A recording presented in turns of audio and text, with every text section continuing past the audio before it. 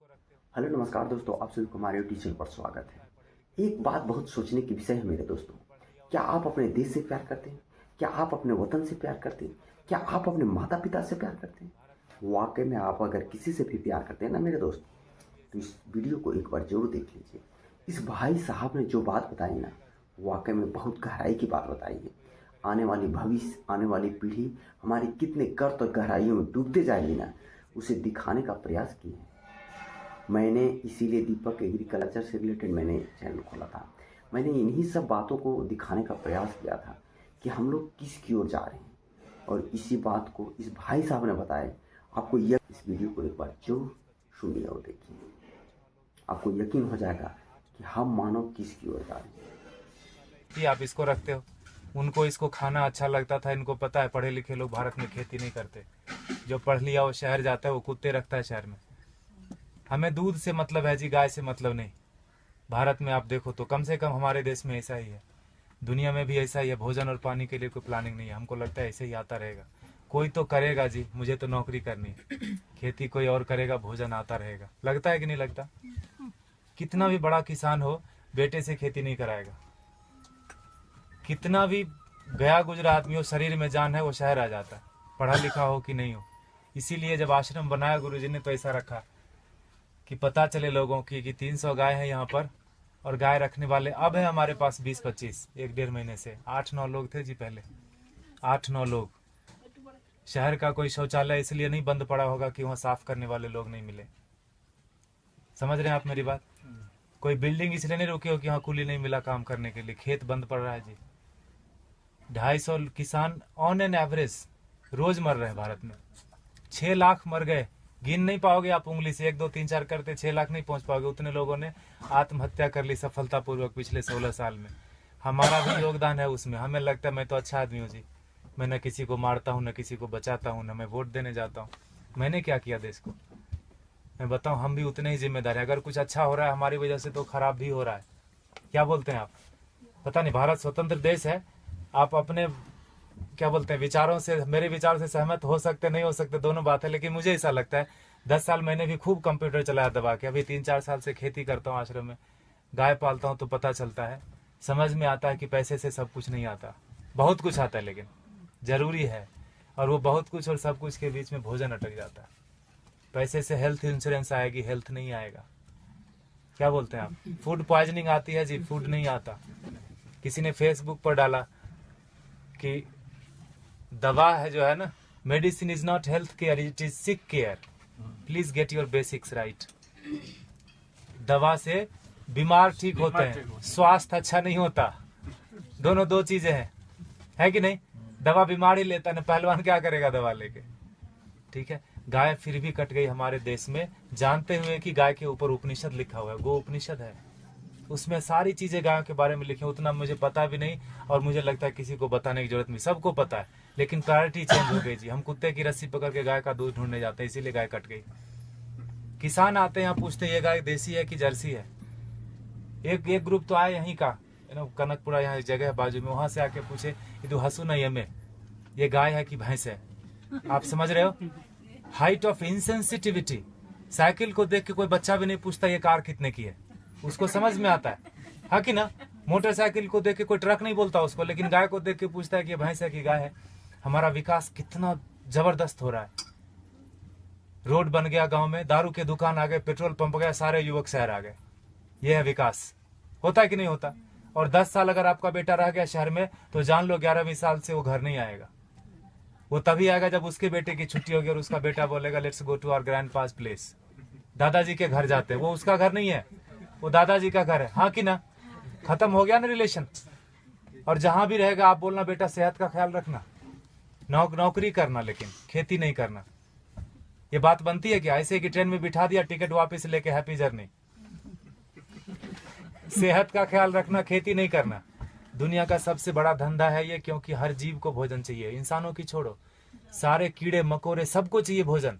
धरती से ही आएगा, उगाना कोई नहीं चाहता। मुझे एक्सप्रेशन जैसा लगता है, मरना सबको है, मरना कोई नहीं चाहता, खाना सबको है, उगाना कोई नहीं चाहता। 2,500 किसान एक दिन में खेती छोड़ रहे हैं भारत में। ये भारत की बात है खाली, भोजन पूरी दुनिया में लोग करते हैं। और पढ़े लिखे लोग नहीं करते, इसीलिए किसान मर जाते हैं। 4-5 दिन पहले एक बिल पोस्ट किया था फेसबुक पर किसी ने, 2000 किलो अनार उगाया किसान ने, शहर गया बेचने के लिए और वापस लेके कितना रुपया पता है?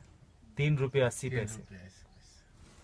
2000 किलो अनार अगर वो रोज खाता भी ना तो 2-3 महीने तक अच्छे से भरपेट खाता, खून बनता अच्छा उसका। 150 रुपये से कम में सड़ा हुआ अनार नहीं मिलता जी किलो। 2000 किलो कितने का हुआ वो? Get your mathematics right. 3 रुपये 80 पैसे लेके वो जहर की पुड़िया नहीं खरीद लेगा क्या? और हम जो पढ़े लिखे लोग हैं, जो बीच बीच में अंग्रेजी घुसेड़ देते हैं हिंदी में, जिन्होंने अमेरिका देखी है, गूगल गुरु के शिष्य हैं, मल्टीलिंगुअल है, मार्केटिंग में MBA करा, कहीं का कुछ भी कुछ बेच देंगे, वो नौकरी करने में बिजी है, वो खेती नहीं करते। Helping someone else having a business we call ourselves settled. पैसे कोई और कमाता है ना, नींद खाली मेरी खराब होती है और घर में लोग समझते हैं बेटे की नौकरी है, जापान में रहता है, इंग्लैंड में रहता है, बेंगलोर में रहता है। पूछना उसको, मंडे को घर जाना चाहता है, ऑफिस जाना चाहता है, हाँ कि ना? और दुनिया का सबसे कठिन काम है जी नौकरी करना, ढूंढना और उसमें सरवाइव करना। जो कर रहे हैं उनको पता होगा, हाँ कि ना? वो कर लेते हैं हम, और खेती का नाम सुनते ही हमको लगता है सुसाइड है, पेस्टिसाइड है, गरीबी है, भूख में, 1000 तरह के विशेषण आते हैं दिमाग में, तो खाना छोड़ दो ना। खेती सच में टफ काम है, and for that matter nothing is easy also in this world, in this life. Stop eating then, नहीं होगा। खाना बंद कैसे कर सकते हैं? उगाना बंद कर दिया हमने। हमको लगता है मॉल से भोजन आ जाएगा जी, ये मॉल नहीं तो अगले मॉल में मिल जाएगा ऑर्गेनिक, है ना? मुझे लगता है ढूंढने से ऑर्गेनिक नहीं मिलता, उगाने से मिलता है। प्याज के नाम पर तरह तरह मचा रहे हैं, अनसीजनल, अभी हार्वेस्ट नहीं है प्याज का, महंगी क्यों नहीं होगी? एक प्याज उगा के तो देखो, पता चलेगा एक प्याज उगाने में कितना लगता है ना? हम ऐसा नहीं करते, 3 बार खाते हैं, प्लास्टिक में बांधते हैं, फेंकते हैं उसको, ऐसे जैसे चांद पे चला गया। वो फर्मेंट होता है, मीथेन बनता है, उससे कैंसर फैलता है। हमको लगता है मैं अच्छा आदमी हूँ। झाड़ू देना तो मोदी का काम है, स्वच्छ भारत अभियान चलाया। इतने निकम्मेपन की तरह हम लोग बढ़ते जा रहे हैं। मुझे ऐसा लगता है, माफ कीजिएगा मैं थोड़ा हार्ड बोलता हूँ, लेकिन सत्य यही है, 5000 टन खाली इस शहर से निकलता है एक दिन में किचन का वेस्ट। बेंगलोर बहुत छोटा शहर है बाकी मेट्रोज के कंपेरिजन, आओ दिल वो दिल्ली से कंपेयर करें तो काफी छोटा है। 5000 टन एक दिन का निकलता है, 1.6 million ton in a day in this country. आपको अगर बोल दे कि ये कचरे का एक दिन थोड़ा कर लो, जिसको भगवान मान बैठे हैं, वो technology and science, they are failure, complete failure when it comes to garbage management. कुछ नहीं कर सकते वो। सरकार को दोष देने से कचरा नहीं कम हो जाता, सेग्रीगेशन करने से कचरा कम नहीं होता। कम होगा क्या बताइए? सेग्रीगेट करने से कचरा नहीं कम होता। ये मुझे बेवकूफी जैसा काम लगता है। सेग्रीगेट करो और उसी एक ही ट्रक में डाल के मंडूर में जाके फेंक देते हैं। हाउ दिल वो सर बेंगलोर इंदा था नहीं वो, हाँ मंडूर लेता ने बिसाको दो, हाँ एक बाजू में गांव है, पूरे वहाँ 14-15 लाख मेट्रिक टन सर रहा है कचरा, एक श्वास नहीं ले सकते। वो सरकार का दोष नहीं है, सारे किचन का दोष है। कैंसर फैलाते हैं हम, हमको लगता है हम अच्छे आदमी हैं। 55% वेस्ट से हम गोबर बना सकते हैं और उससे टमाटर घर में उगा सकते हैं। जो दीदी बोल रही थी पर्माकल्चर की बात, हमने वही किया। पत्थरों पे बिना खुदाई किए हुए उगा दिया, बिना बोरवेल डाले हुए उगा दिया। जो भी कर्नाटक में उग सकता है सब्जी और फल सारे आ रहे हैं, अच्छे से आ रहे हैं, अच्छे क्वालिटी के आ रहे हैं। Agriculture is not a rocket science. अगर आपको खाना है तो उगाना पड़ेगा, आपको नहीं तो बच्चे को जरूर करना पड़ेगा। क्योंकि 2012 से गेहूं का उत्पादन पूरी दुनिया में कम होना शुरू हो गया और वो बोलते हैं no matter what it's not going to come up. अब बढ़ने वाला नहीं है, जनसंख्या रुकेगी नहीं। कल को चावल कम हो जाएगा, परसों। I am not here to depress you, लेकिन यथार्थ यही है। क्योंकि उगाना कोई नहीं चाहता। खेती के बारे में बड़ी बड़ी बातें लोग करते, किसानों को हेल्प करो, पैसे दे दो, ये वो करो, सब कुछ। अरे वो पढ़ा लिखा नहीं है, वो शहर जाके किसी अपने क्या कलेक्टर ऑफिस में जाके वो बात ही नहीं कर सकता कि सरकार ने कितनी सब्सिडी दी। बात कर सकता है क्या? वो शरीर से अस्वस्थ है और शिक्षा से अस्वस्थ है। वो अशिक्षित आदमी है। जो 10वीं क्लास पास करते करते फेल हो गया, वो भी शहर आ गया। जो पहले धक्के में पास किया वो तो आ ही जाता है। शहर से महानगर, महानगर से ऑन साइट वाला बोलता है let's go to Mars, there is nothing left on planet Earth and it's one way road, no one comes back. कोई आता है क्या वापस? किसी का बेटा 15-20 साल बाद आया क्या शहर से वापस? बताइए आप। खाएगा खाक, है ना? इसीलिए गुरुजी ने यहाँ डेमोन्स्ट्रेशन का जगह रखा, वो लूटने की जगह। आप थोड़ा नजरें खोल के देखिए, यहाँ पर आपको बहुत चीज लूटने की मिलेगी। आप किस नजर से आए, क्या चाहिए आपको? पैसे देखने आए, चेहरे देखने आए, ज्ञान लेने आए, पेड़ गिनने आए, मजे करने आए? ये लूटने की जगह गुरुजी ने बना के रख दिया, वो लेके नहीं जाएंगे। And for that matter no one of us will take everything back. जो भी हमने दुनिया में फैला है माया, लेके तो नहीं जाएंगे। ऐसा रख दिया गुरुजी ने। गायों को देख लो थोड़ा, ये बहुत जरूरी है। और जहां गाय कम हो गई, देसी गाय, वहां पानी का लेवल कम हो गया।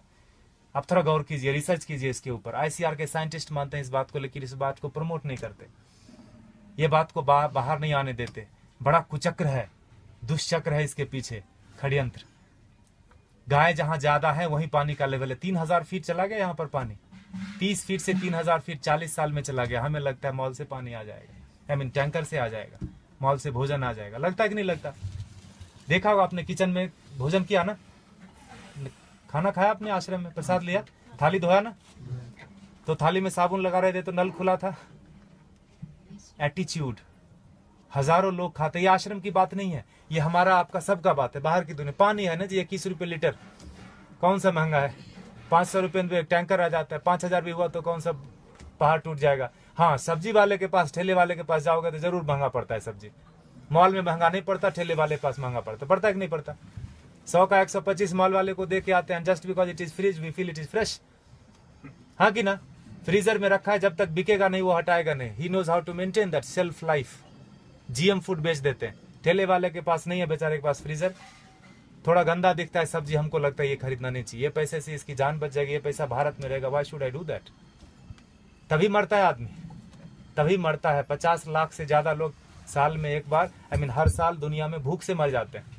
कभी उस भूख के इसमें रहे आपने, 2-4 दिन बिताया है, उस तड़प में लोग मर जाते हैं। बांग्लादेश में 80% मैल न्यूट्रिशन है, मतलब भोजन नहीं मिलता। अमेरिका में 80% क्या बोलते हैं, ओवर न्यूट्रिशन है, जो बोलो, खाते खाते बीमार है, ओबेसिटी है। समझ रहे? और ये किसी एक आदमी की वजह से नहीं, हमारा सबका योग, पढ़े लिखे लोगों का ज्यादा योगदान है बिगाड़ने में। गुरुजी बोलते हैं अच्छे लोगों की वजह से दुनिया में ज्यादा परेशानी हो गई। उनका कोई नेटवर्क नहीं, बाजू के अपार्टमेंट में कौन पैदा हुआ, कौन बीमार हो गया, नो वन नोज।